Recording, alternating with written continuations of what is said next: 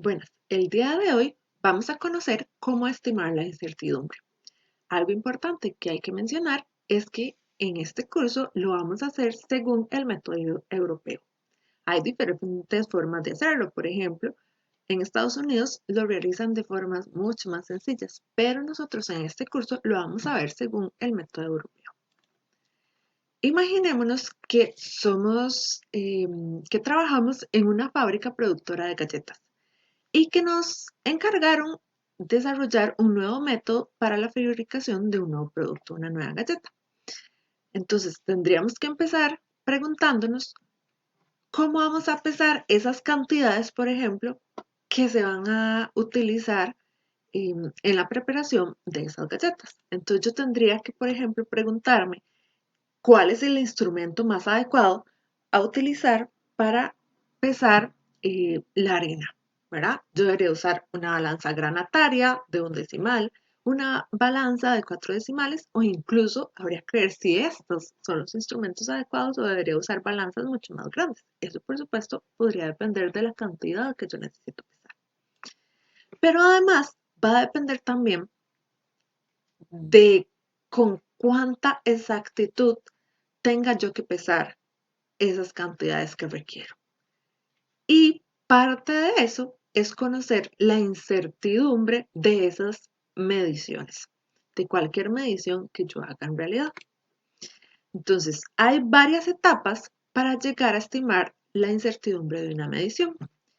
Vamos a ver que la primera etapa es la identificación, luego hay que organizar las fuentes de incertidumbre que yo identifique acá, luego cuantificar por separado cada componente de la incertidumbre, luego hay un proceso que se llama reducción, que ya vamos a conocer qué es, luego combinar todos estos componentes que yo obtuve y por último, pues dar un resultado final de lo que yo esté midiendo asociado además una incertidumbre a esa medición.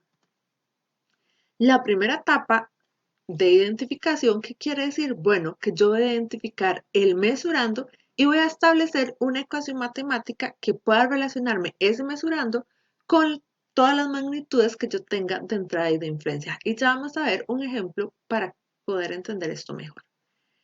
Una vez que yo tengo esto, yo puedo identificar las fuentes de incertidumbre, es decir, si yo utilicé patrones o materiales de referencia, entonces cuáles son las fuentes que eso implica, si yo tengo la calibración de un instrumento de medición, cuáles son las fuentes de incertidumbre de esa calibración, eh, si yo tengo la repetibilidad, es decir, no solo medí una vez, sino que medí varias réplicas, entonces yo tengo esa repetibilidad de las lecturas y así otras fuentes.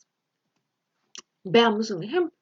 Imaginemos que tenemos que preparar una disolución de dicromato de potasio en un balón. La disolución entonces nos dicen que la preparamos pesando 0.2345 gramos de dicromato de potasio en una balanza analítica. La pureza del reactivo que utilizamos es de 99,95% y que este reactivo se disolvió y se trasvasó a un balón de 250 mililitros. Entonces, nuestro mesurando va a ser esa concentración del patrón primario de dicromato de potasio. Y en este caso la vamos a calcular en gramos por litro. Entonces, ¿cuál sería esa fórmula de cálculo? Bueno, yo tendría los gramos de soluto, ¿verdad? Que son estos que tengo acá, por una pureza de ese reactivo entre el volumen de disolución.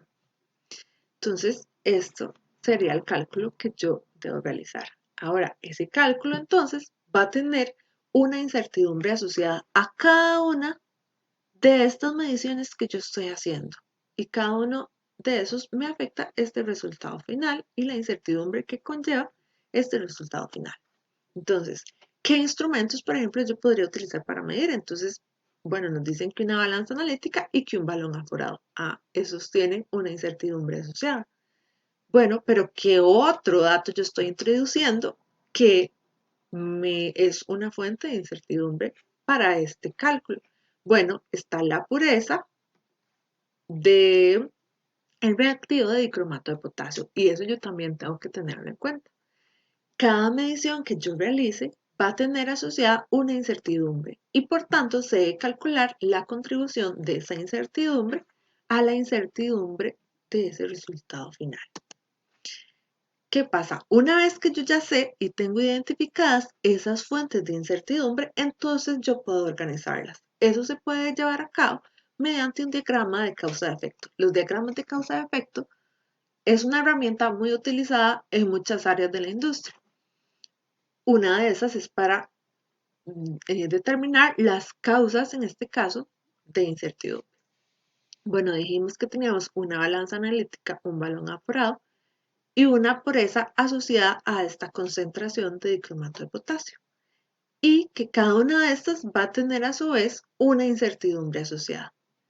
Para estimar la incertidumbre de la concentración, se debe combinar estas tres fuentes de incertidumbre y a su vez cada una de estas va a tener diferentes fuentes aquí de incertidumbre. En la tercera etapa, yo entonces debo cuantificar cada uno de esos componentes de la incertidumbre. Debo entender si cada uno de esos componentes además, qué es la distribución que sigue, es decir, ¿es una distribución normal o es alguno de otro tipo? Y ya vamos a checar ahí. Además debo identificar el origen de la información. Por ejemplo, si yo tengo varias réplicas, entonces son mediciones repetidas. Pero puede ser que toda esa información que yo tengo de la incertidumbre asociada, por ejemplo, a la pureza, no viene de mediciones repetidas, sino de alguna otra información. O por ejemplo, el balón tampoco viene de mediciones repetidas, puede ser que venga de un certificado de calibración. Ya vamos a ver por qué esto es importante. Para cuantificar, primero yo debo evaluar la incertidumbre asociada a cada fuente individual y después combinarlas. La hora que me indica que aquella contribución que no sea significativa puede ser eliminada. Esto después de hacer una estimación preliminar de la contribución de cada componente. Pero para este curso, nosotros vamos a contemplar todas las contribuciones posibles. ¿Esto por qué? Bueno, porque estamos aprendiendo. Entonces, todavía ustedes tal vez no tendrán esa malicia para saber cuál es significativa y cuál no. Eso se va entendiendo a través del tiempo con la experiencia. Ok, entonces, ¿cómo voy a estimar yo esa incertidumbre de cada componente? Lo primero que hay que saber es que hay dos tipos de incertidumbre. Está la tipo A y la tipo B. La tipo A es todo aquello que se puede estimar a partir de una distribución estadística de los resultados de una serie de mediciones y puede ser caracterizada por desviaciones estándar experimentales. Mientras que la B puede estimarse únicamente por experiencia o a partir de alguna otra información. Veamos este cuadro. La tipo A entonces va a ser determinada por el usuario durante el proceso de medición. ¿Y de dónde viene esa? Bueno, de mediciones repetidas. Recordémonos que todos estos términos están asociados a el parámetro de precisión. Entonces, la repetibilidad, la reproducibilidad, la regresión lineal. ¿Y cómo se pueden estimar? Bueno, haciendo mediciones repetidas, es decir, teniendo varias réplicas y haciendo las mediciones de cada una de esas réplicas. Por otro lado, la tipo B no se puede determinar de esta forma, sino que es comunicada al usuario.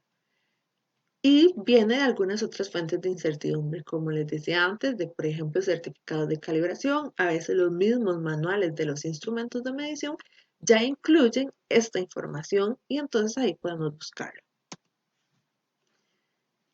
La incertidumbre de tipo A, les decía que se tiene que evaluar experimentalmente a partir de la dispersión de medidas repetidas y se puede expresar como una desviación estándar.